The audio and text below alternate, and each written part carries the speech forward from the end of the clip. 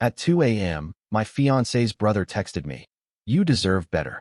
10 minutes later, he sent a photo. My fiancé, with Jason. At exactly 2 in the morning, my phone buzzed on the nightstand. I had been lying awake for a while, staring at the ceiling, too wired from work to sleep. When I glanced at the screen, I saw Ryan's name.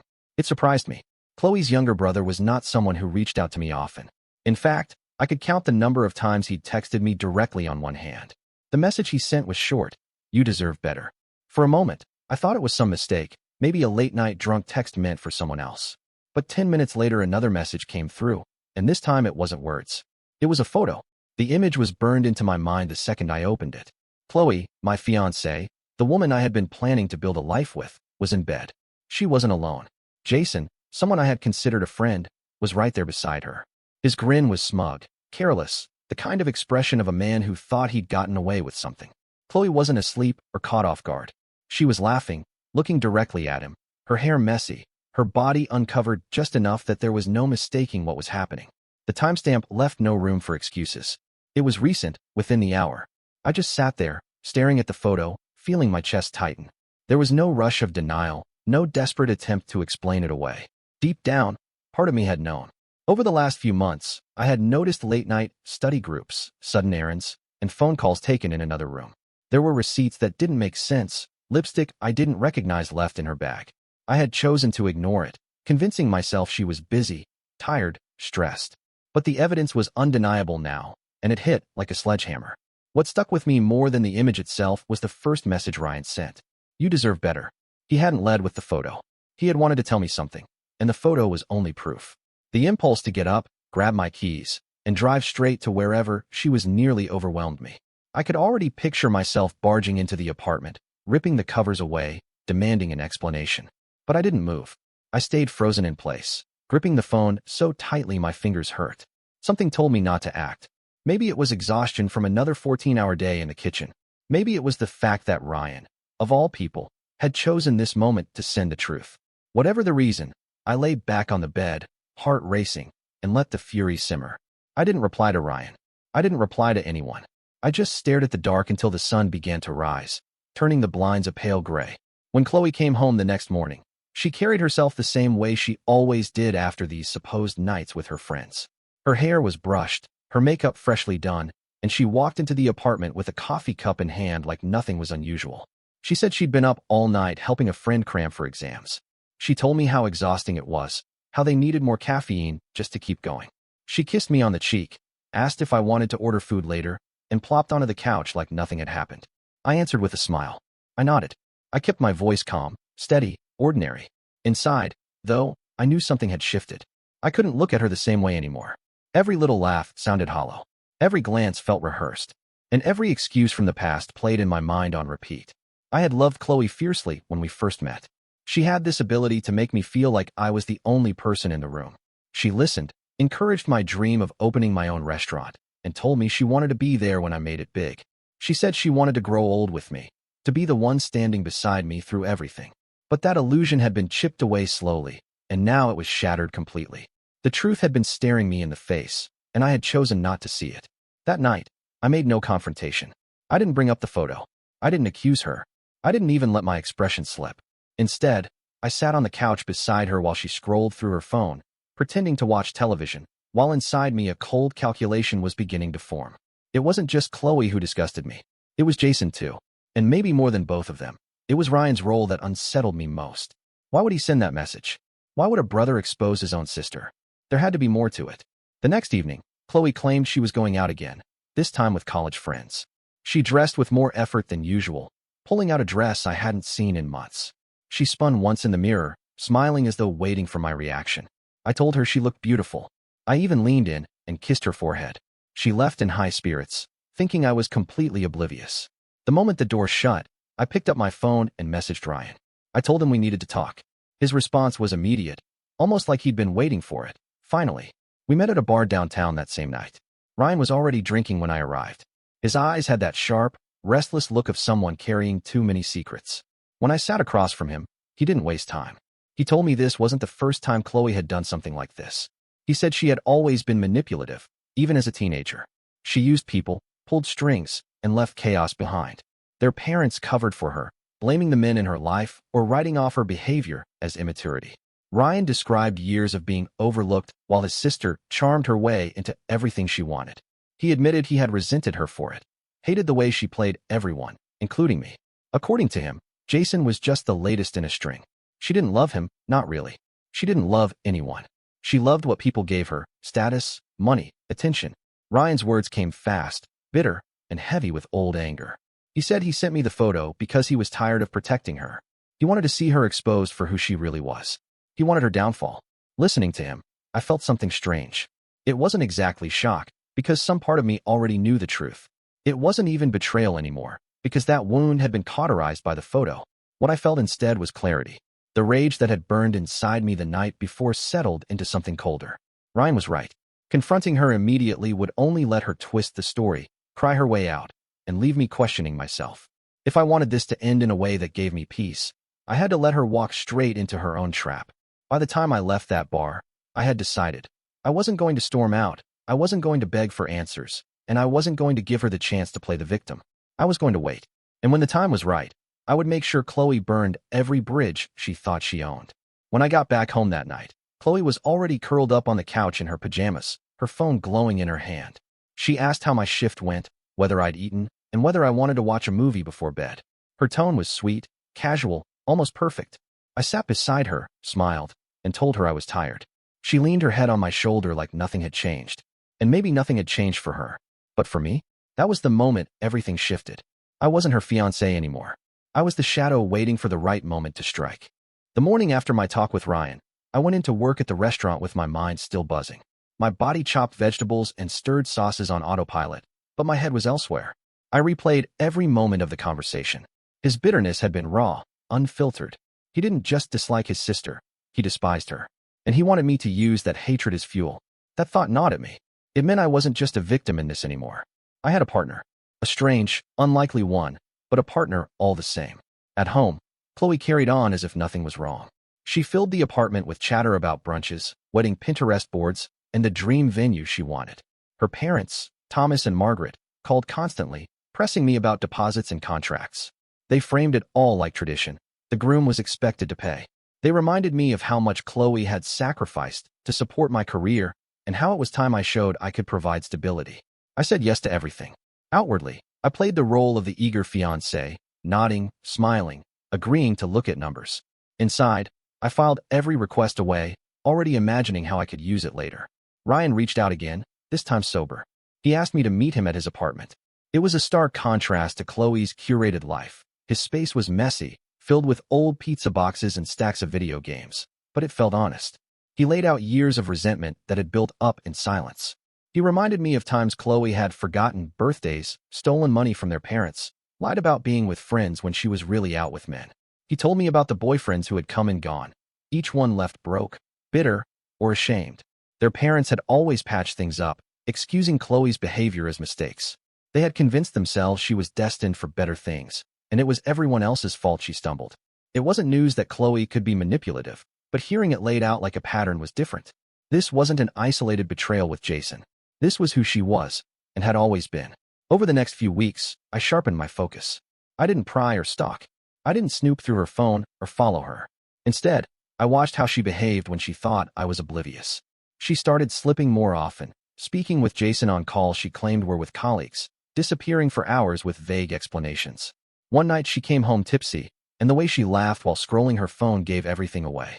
She even mentioned Jason by accident, quickly correcting herself. I said nothing. It wasn't long before the financial side of her betrayal surfaced. I had noticed before that our joint account drained faster than I could refill it, but I chalked it up to wedding expenses. Now, I started connecting dots. Chloe had been funneling money toward Jason. Small amounts at first, then larger ones. Ryan confirmed it when he said Jason had been bragging around town about projects he was working on, half-baked business schemes that failed within weeks. Chloe had been footing the bill with my savings. That was when the anger inside me shifted from hurt to something colder, sharper. It wasn't just cheating. It wasn't just lies. She was bleeding me dry and funding the very man who mocked me behind my back. Around this time, I had an unexpected conversation with Natalie, Chloe's cousin. She pulled me aside during a family dinner, her voice low, her eyes uneasy. She admitted she had overheard Chloe talking to her friends months earlier, joking about how marrying me would give her the stability she needed. She said Chloe never spoke of love, only of timing, comfort, and appearances. Natalie looked guilty even telling me, but she said she couldn't stay quiet anymore. She liked me, respected me, and didn't think I deserved what Chloe was planning. That conversation cemented everything. Chloe wasn't just cheating in the shadows. She was orchestrating an entire future based on using me as her safety net. Meanwhile, Jason's arrogance became impossible to ignore. He wasn't subtle. When I bumped into him at a bar one night, he was drunk, surrounded by guys from his poker circle. He laughed too loud, threw money around he didn't have, and when he thought I was out of earshot, I overheard him boasting that once Chloe was officially tied to me, he'd never have to worry about money again. He said I was too blinded by love to notice. That was the final straw. Ryan and I began plotting in earnest. It was surreal, sitting with him, drinking cheap beer in his apartment, mapping out the downfall of his own sister. But Ryan didn't flinch. He was determined. He wanted her exposed in front of everyone who had ever excused her behavior. The perfect opportunity was already on the calendar, the engagement party. Chloe's parents were planning it as a grand event, inviting extended family, old friends, and business acquaintances. They expected me to pay for most of it. Instead, I quietly began canceling every payment in my name. The contracts, the deposits, all reversed. I knew her parents well enough to predict they wouldn't check. They'd assume I was handling it, which meant when the bills came due, it would all fall back on them. But money wasn't enough. I needed impact. I needed a moment that would leave no room for excuses or denials. Ryan had already provided me with the photo, but he promised he could get more. He had seen Chloe sneak off too many times, and he had no loyalty to her left. He said he'd deliver what I needed when the time was right. The weeks leading up to the party were a performance. Chloe was radiant, giddy about dresses, flowers, seating charts. She spoke about our future in glowing terms, while behind my smile, I was calculating every angle. Each day, I grew colder inside, but outwardly, I played the role perfectly. Even when she asked me to transfer more money into our account for suppliers, I did it without hesitation. I knew where the money was really going. I knew Jason's projects were already circling the drain, and I knew soon they would both drown. As the day of the engagement party crept closer, small cracks began to appear. Chloe grew tense when I asked simple questions. Jason started avoiding me altogether, no longer able to fake friendship. Ryan, on the other hand, seemed almost energized. He told me he had everything ready. I realized then that this wasn't just about revenge anymore. It was about justice. For me, for Ryan, for everyone Chloe had manipulated and discarded. The stage was set. The players were in position, and I was ready to watch it all fall apart. The night of the engagement party arrived with the kind of energy that felt too polished to be real. The venue was one of those rented halls Chloe's parents loved to brag about. All polished marble floors and chandeliers that dripped light over tables stacked with food I hadn't paid for. Guests began arriving in waves. Family in carefully chosen outfits, friends who hadn't spoken to us in months, but suddenly remembered we existed, and a few of Chloe's co-workers who treated the event like a chance to network. Chloe's parents were glowing, parading through the crowd like royalty. They took every opportunity to remind people how much this party meant, how generous it was of me to provide, how lucky Chloe was to be marrying someone stable. I let them talk. I smiled at the right times, shook hands, and played the part of the devoted fiancée. Chloe was radiant. She wore a dress that probably cost more than my monthly rent. She floated through the hall, kissing cheeks, laughing too loud, spinning her charm in every direction. She looked like someone who thought she had already won, like nothing could touch her. Jason was there too. He lingered at the edges of the crowd, keeping his distance but smirking whenever our eyes met. He thought he was untouchable. He thought I didn't know. And Ryan? He was the one person who kept me grounded. He stayed close, quiet, always watching. He had told me earlier that everything was ready, and all I had to do was wait for the moment. The evening followed the usual script.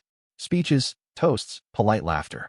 Chloe's father stood near the stage, bragging about how proud he was, how his daughter had finally found the right man, how our future together would be secure.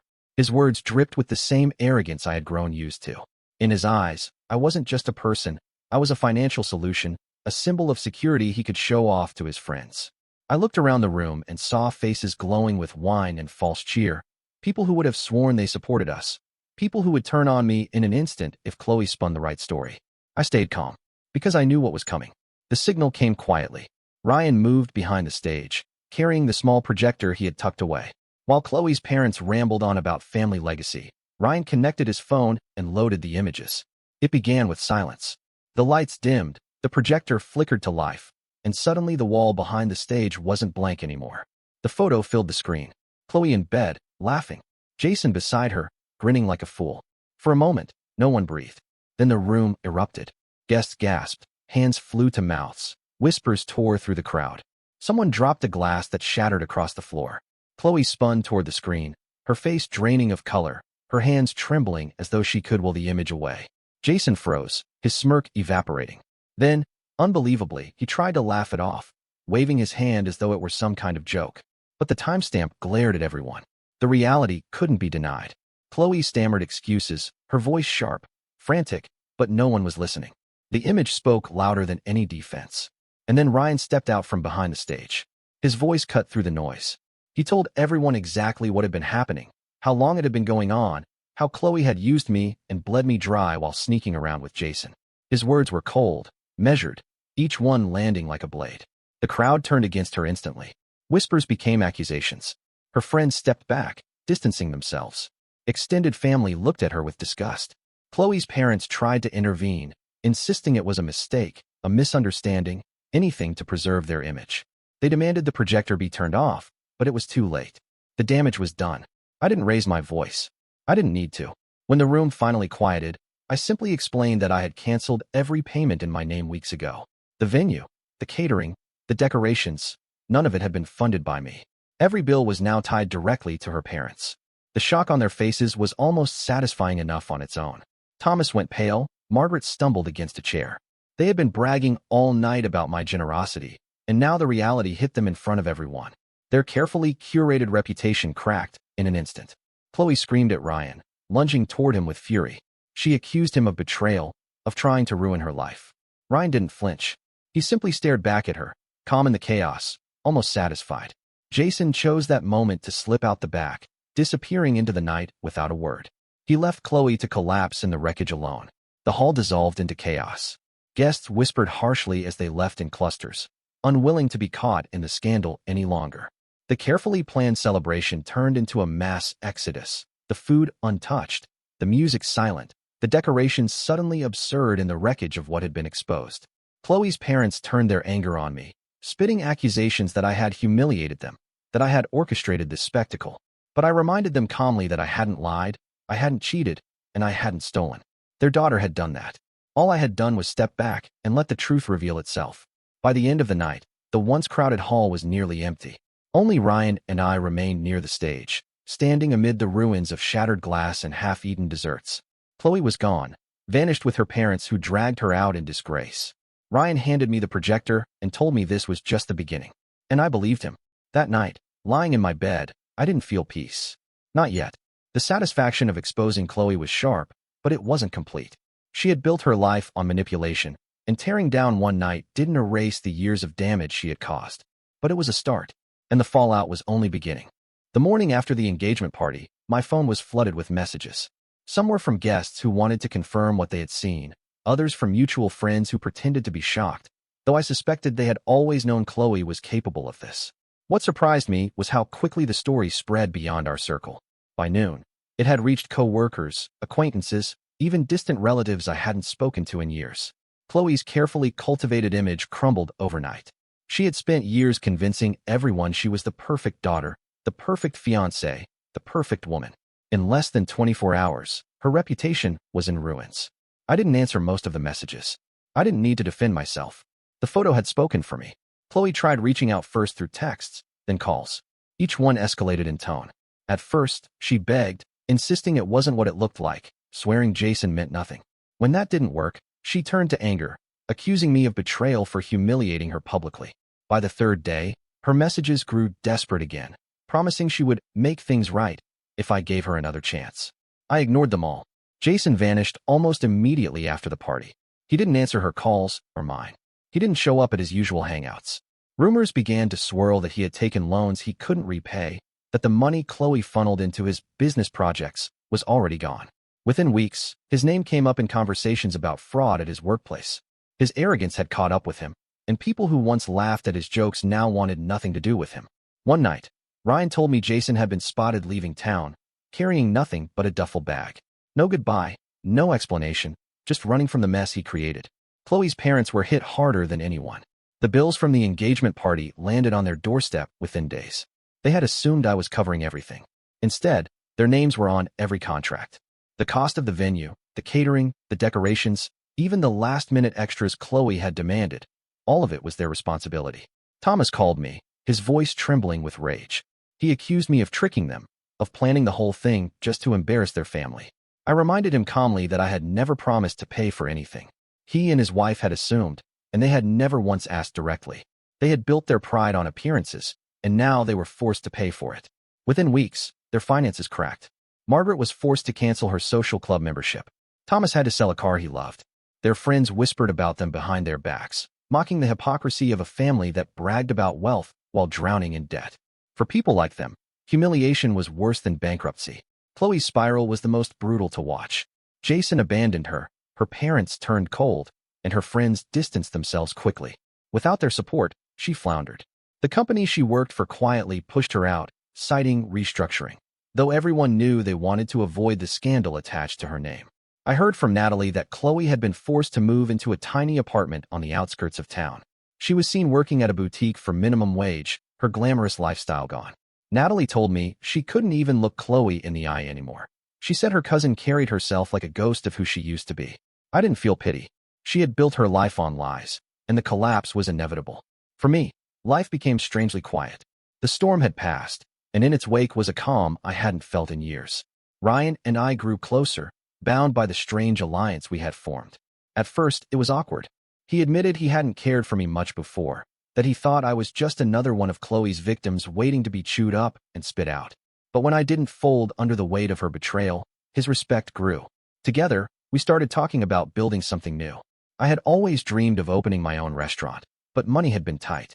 Ryan had a background in marketing, though he'd never had a chance to prove himself. We pooled our resources, the money I had saved, the connections I had in the culinary world, and Ryan's drive to prove he was more than his family's shadow. We found a small space in the city and began renovating. It wasn't glamorous, but it was ours. Brick walls, secondhand furniture, a menu crafted from recipes I had perfected over years of late nights in the kitchen. Ryan poured his energy into branding, social media, and word-of-mouth promotion. When the doors opened, people came. At first, it was curiosity. Then, it was loyalty. Within months, the restaurant was thriving. Reviews praised not just the food, but the atmosphere, the authenticity, the sense of resilience behind the place. It became a symbol of survival. Chloe showed up once. It was a rainy afternoon, slow between lunch and dinner service. She walked in drenched, her clothes clinging to her, her face pale. She looked older, worn down by months of stress. She asked to talk to me. I stood behind the counter, hands steady, and told her there was nothing left to say. Ryan came out from the back, saw her, and without hesitation walked her to the door. He didn't yell, didn't argue, just removed her from the space like she was an unwelcome customer. As she left, she looked back at me one last time, eyes hollow. I didn't flinch. The restaurant grew, and so did I. I poured myself into the work, into building something real, something that couldn't be taken away by lies. Ryan became more than a business partner. He became a brother in ways Chloe never had been to him. We had both lived under the weight of her manipulation, and we had both broken free. Months turned into a year. Chloe faded further into obscurity. Jason's name became a cautionary tale whispered about in bars. Chloe's parents retreated from public life, humiliated beyond repair. Natalie and I remained friendly, though she admitted she kept her distance from Chloe completely. Life didn't go back to what it was before. It became something better, stronger. Looking back now, I don't think of Chloe with rage anymore. Anger burns hot, but it fades. What remains is clarity. She showed me who she really was, and once I saw it, I couldn't unsee it. The betrayal didn't destroy me. It sharpened me. Revenge, I learned, isn't always about striking back in the moment. Sometimes it's about patience, about letting people fall under the weight of their own choices. Chloe's downfall wasn't my doing alone. I simply stepped aside and let the truth breathe. She had set fire to her own future. I just made sure the flames had nowhere to hide. When I lock up the restaurant at night, I sometimes think about that first text Ryan sent at 2 in the morning. You deserve better. He was right. And I found it. Not in Chloe, not in some fairy tale romance, but in myself, in knowing I walked away stronger, in building something real, in surrounding myself with people who valued honesty over appearances. That is the satisfaction I carry now. Not the photo, not the chaos of the party, not even watching Chloe's life collapse. The satisfaction is knowing I didn't break. She did. And that's the story. If you're still here, that means you're one of us. So go ahead, hit that subscribe button. I drop new chaos every single day, and trust me, tomorrow's story, it's even worse than this one.